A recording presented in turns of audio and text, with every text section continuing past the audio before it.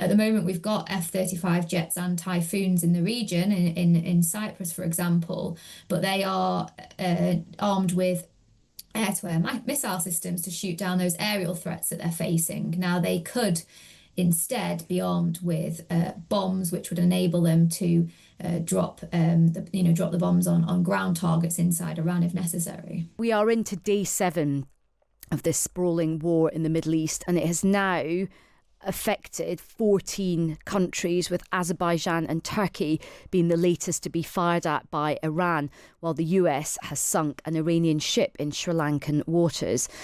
Britain could conduct airstrikes against Iranian missile launchers. Well, that is according to the Deputy Prime Minister David Lammy.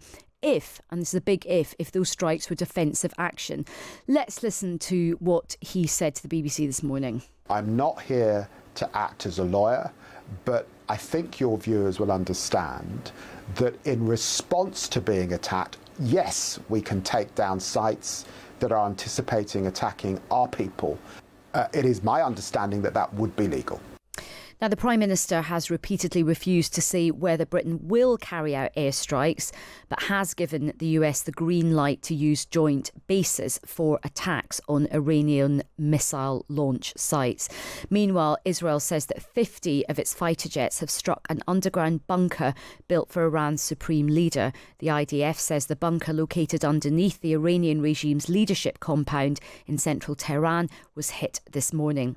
Well, let's now speak with the Times' defence editor Larisa Brown. Larisa, thanks very much for joining us. Hi. Let's go back to those comments from David Lammy this morning. He is making an argument that Britain could get involved with these airstrikes if those airstrikes were considered to be defensive action. How big a shift is this by the UK government? Well, we've been hearing similar murmurings since about Wednesday, when someone was telling me from inside the MOD that they thought that the UK, could carry out defensive strikes if deemed necessary. Now, the government doesn't want to rule anything out at the moment. I'm told that it's not necessarily that the UK is gearing up to this because they've decided they've had a change of heart or anything. It's that they're preparing for a situation in which either British troops or civilians are killed in an attack by the Iranians, or the intelligence agencies get some information that might tell them that the Iranians are plotting something and they're about to use a specific launch site to carry out that attack. And in those two scenarios, the way that it's been explained to me is that then the UK would want to carry out strikes on the Iranian systems or other missile launchers or stockpiles. So this is David Lammy saying, look, we think we have got that option if we get intelligence that gives us the suggestion of the argument you're just making.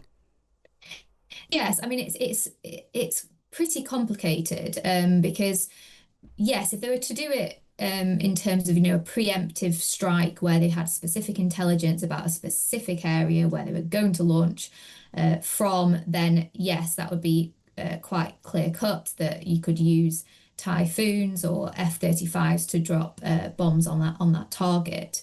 But then there's also the other scenario of UK troops being hit. Then do you then use that as a justification for hitting any stockpiles in Iran? And those are the types of discussions that will be going on at the moment. Military planners in the MOD will be working out exactly what assets would be best used for those purposes. At the moment, we've got F-35 jets and Typhoons in the region, in Cyprus, for example, but they are armed with air-to-air missile systems to shoot down those aerial threats that they're facing. Now, they could instead be armed with bombs, which would enable them to drop the bombs on ground targets inside Iran if necessary. And look, what's your view, Larisa, on how likely it is that the UK could get further dragged into this conflict? I think that it's a real prospect. There's an awful lot going on in the region at the moment, and all it takes really is one Iranian missile to get through and to hit somewhere where there are British troops. Now, there are British troops in lots of places, not just Cyprus, but in Iraq, in Bahrain, in Qatar. And I think that might then change the conversations that are happening here in Whitehall. And look, there's a lot of anger at the fact that a National Security Council meeting was leaked, and it's a story which Downing Street didn't deny, and it suggests that Keir Starmer was keen to be a bit more supportive over the weekend, but was essentially held back by Yvette Cooper, Ed Miliband, Rachel Reeves, and Home Secretary Shabana Mahmood. I mean, there hasn't been a leak from a national security meeting like that really since 2019. How serious is it that these leaks are happening? I mean, the government's treating it very seriously, and it's not uncommon, though, for there to be generally leak inquiries. But obviously, in this case, this is considered, secretive information that shouldn't have been out there. And I have had many stories in the recent years where I've been told that there's been a leak inquiry about how I got that information. I am pleased to say, though, that they've never found out, and that's not necessarily anything particularly secretive, but they do launch leak inquiries about all sorts of information. And look, if the UK were to get involved with this American-Israeli operation, what would UK involvement look like? Well, it could take a number of forms. So, first of all, we might just offer to have our refueling Voyager aircraft in the skies and helping the Americans and the Israelis by refueling their jets. We might also decide to send surveillance planes to carry out gathering images and intelligence on Iranian assets on the ground, and then provide that to the Americans. We might actually already be doing the latter because we have got surveillance planes in the region, but the MOD won't tell us what they're actually doing.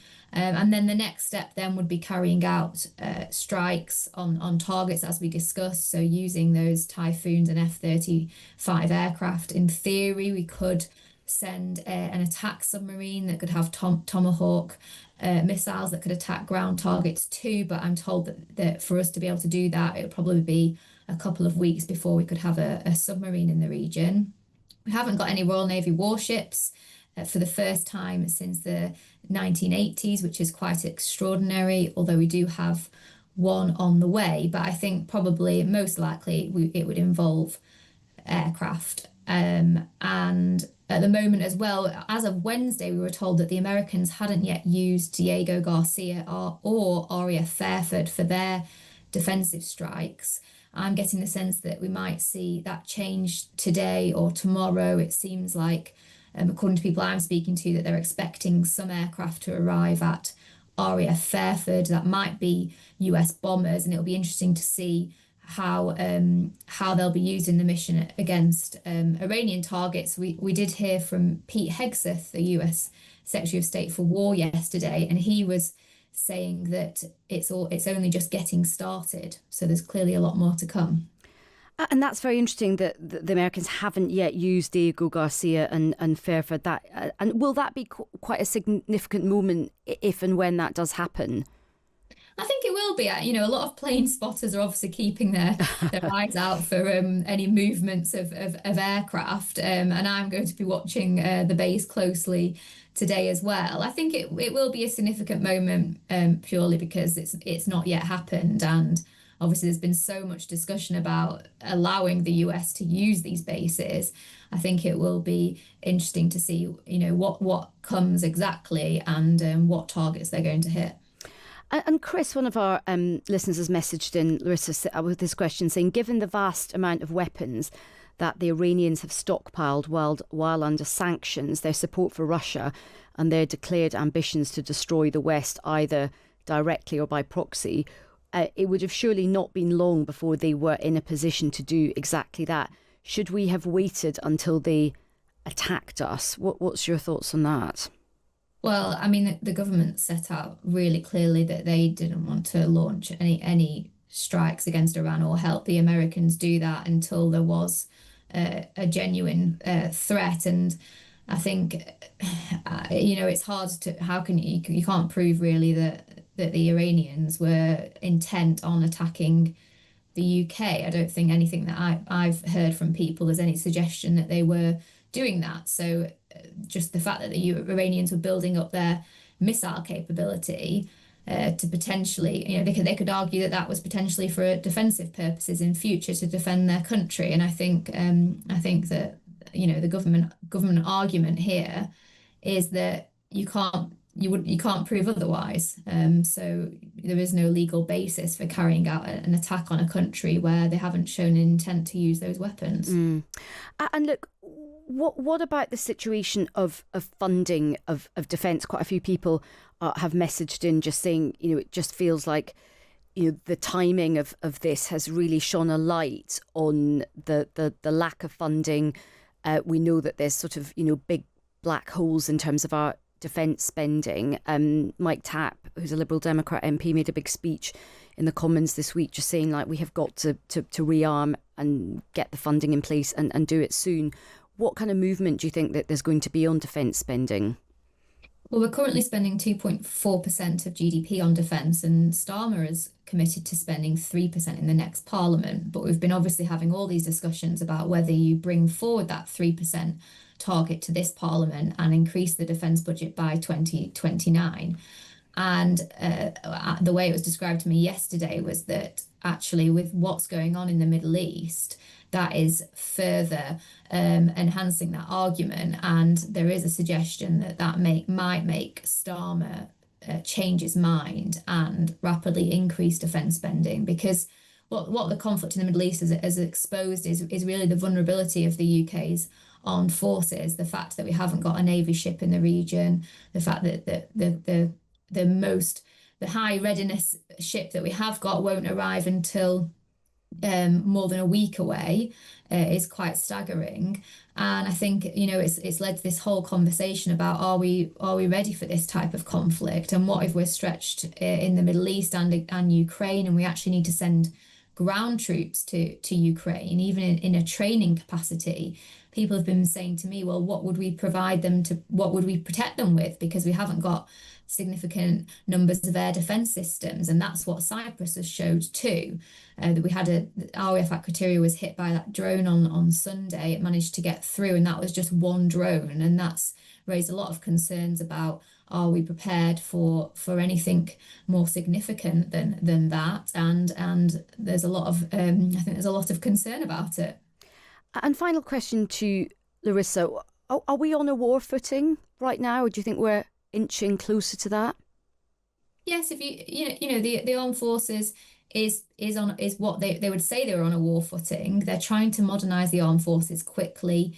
People inside the MOD, the chiefs, think that we could just be a couple of years away from conflict with Russia. Obviously, now we've got the situation in the Middle East, and if we're dragged further into it, which I think ministers do really want to avoid that, but if we are, then we need to have capabilities ready much faster than we thought a year ago. And I think that's why a lot of people also say that the Strategic Defence Review that was published last June is already out of date, because the situation is changing so rapidly. I mean, who knows what situation we could be in 2 weeks' time even. Well, look, Larisa, really good to catch up with you. Thank you very much for your time. That is the Times' defence editor, Larisa Brown, and do read her copy on the Times website or in the paper. I mean, it's just really interesting what she was saying at the end there. I mean, we often talk about this idea of thinking about the military, but it's not something in the distant future now. It's sort of here now, and it's going to getting our military forces and our armed forces up to scratch is going to involve people, manufacturing, hardware, software, tech, and most of all people as well, and a huge amount of money, which of course we don't really have at the moment. The economy is not growing particularly well, but it's going to be really interesting to see how the Chancellor and the government, I suppose, wrestle what are the spending priorities right now when we have so much conflict around the world. It's not sort of an academic talking point anymore. This stuff is now sort of happening in real time. But look, keep your comments coming through. Loads of great comments coming through. I will try and get through them, as many of them as I can.